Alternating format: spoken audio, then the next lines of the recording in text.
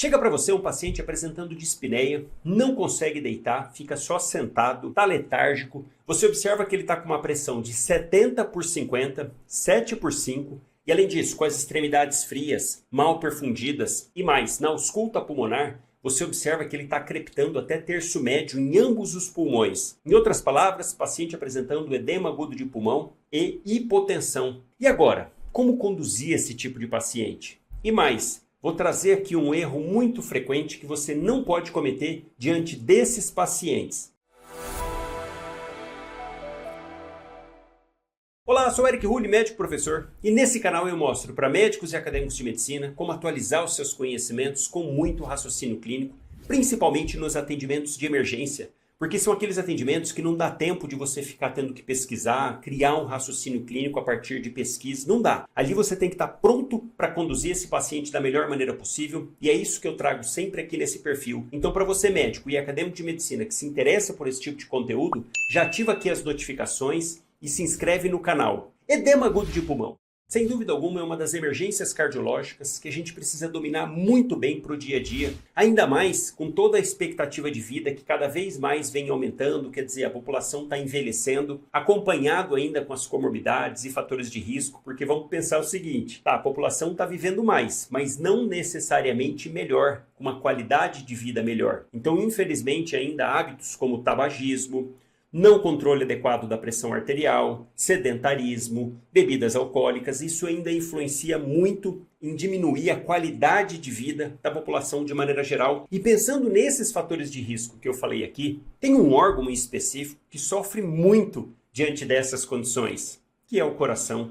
Sem dúvida alguma, um órgão que sofre demais com sedentarismo, tabagismo, hipertensão, diabetes, hipercolesterolemia e assim por diante. Então, a tendência dessa população cada vez mais velha é a gente se deparar com pacientes cada vez mais chegando com insuficiência cardíaca descompensada. E aqui especificamente para falar de uma situação de extrema dificuldade para lidar no dia a dia, que é o paciente que chega com edema agudo de pulmão, mas apresentando hipotensão. Quando a gente lembra do perfil clínico hemodinâmico que a gente precisa ter em mente diante de pacientes com insuficiência cardíaca descompensada, esse paciente é aquele paciente do perfil C, é o paciente que está frio e úmido, que está mal perfundido na periferia e encharcado, cheio de volume. E aí, diante desses pacientes, um erro muito comum é pensar de imediato em fazer furosemida para esse paciente, fazer diurético.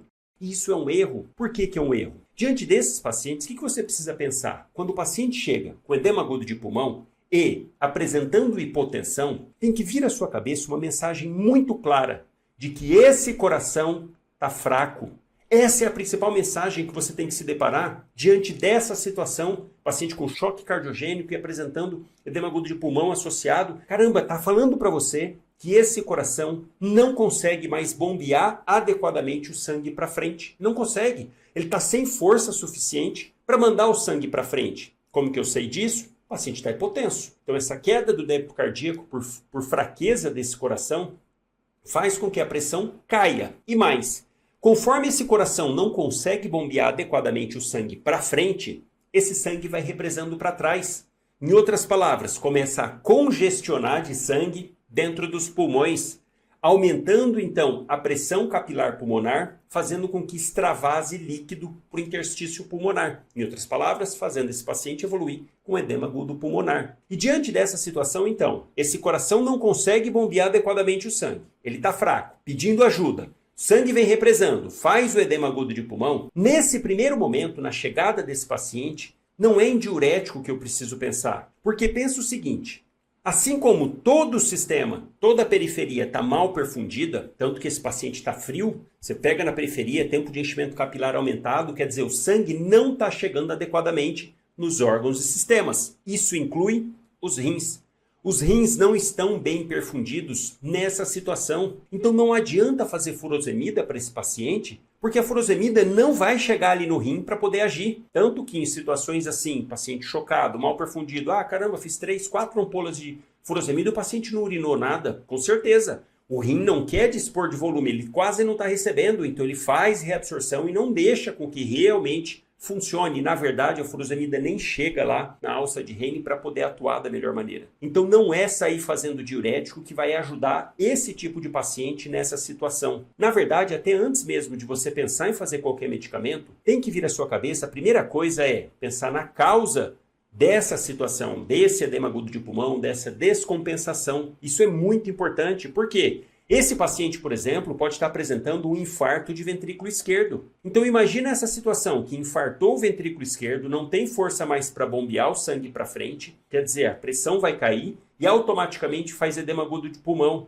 Caramba, esse é um paciente grave que não é realmente com diurético que a gente vai ajudá-lo. Então você tem que ter muita atenção diante das causas, pegar um histórico certinho do paciente, examinar, perguntar para a família, coletar uma boa anamnese, ver se esse paciente já tinha indícios prévios de insuficiência cardíaca, se estava apresentando edema de membros inferiores, se o paciente já teve um episódio prévio, por exemplo, de AM, se tem diabetes, hipertensão, se já vinha com queixa de dispneia, com fadiga aos movimentos, aos esforços, para aí sim você pensar que esse paciente já tinha previamente uma insuficiência cardíaca e que nesse momento ele está descompensando. Aí sim, você começa a pensar que é uma insuficiência cardíaca descompensada. E além de lembrar de IAM, você precisa pensar se esse paciente não está apresentando alguma infecção. Infecção é um fator de risco para esse paciente descompensar. Olha um outro fator de risco que o paciente pode descompensar. TEP, tromboembolismo pulmonar, porque inclusive insuficiência cardíaca é fator de risco para TEP também, porque o sangue fica mais em estase. Mas nesse caso específico de edema agudo de pulmão, no TEP, vamos lembrar que a insuficiência cardíaca que faz aguda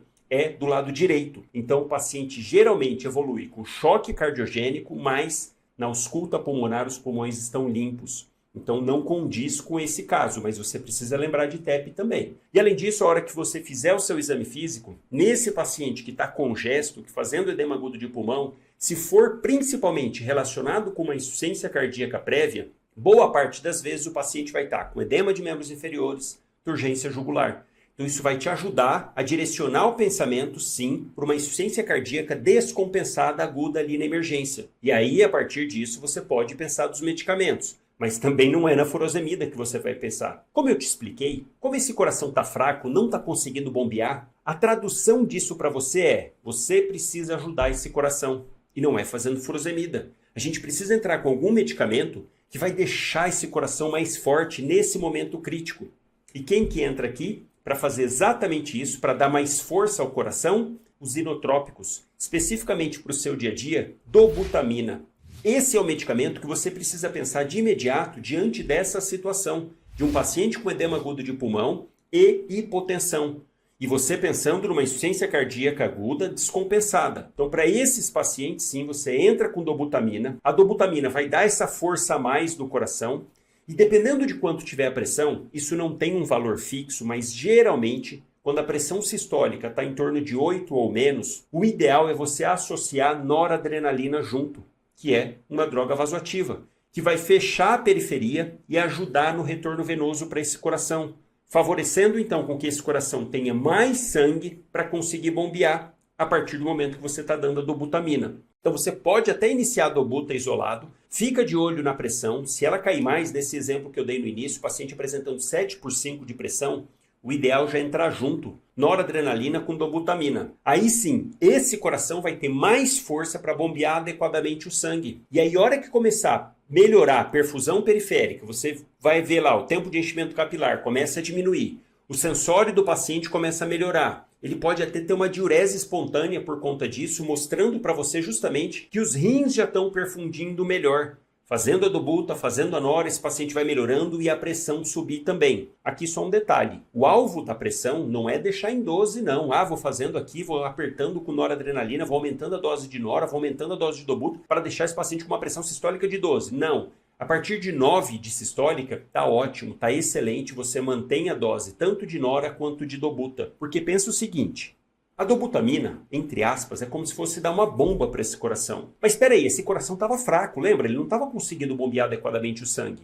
É a mesma analogia de você pensar, pensa um cara bem fraquinho, tá numa academia, ele coloca um monte de peso para ele levantar. Ele pega esse peso e começa a tentar levantar. Não consegue. E de repente eu chego lá e dou uma bomba para esse fraquinho. O que vai acontecer? Caramba, ele vai achar realmente que é forte e vai até conseguir levantar por causa da ajuda da bomba. Mas olha só, ele é fraquinho, a musculatura dele não aguenta. Então mais cedo ou mais tarde, ele vai se machucar. E essa analogia é perfeita com o coração que está fraco e está recebendo dobutamina. Quanto mais tempo recebendo dobutamina, o prognóstico desse paciente é pior. Por isso que dobutamina, assim como droga vasoativa, noradrenalina, nessa situação, precisa ser na menor dose possível, pelo menor tempo possível. Porque conforme vai estimulando demais esse coração, é um coração fraco que ele não está aguentando. Por isso que a gente começa na noridobuta, pressão melhorou, sensório melhorou, perfusão periférica melhorou, aí é o momento de fazer diurético. Por quê? É o fraquinho que está levantando peso lá, meu Deus, não estou aguentando, não estou aguentando. E de repente eu chego com o diurético, tirando o volume, é como se eu tirasse um pouco de peso.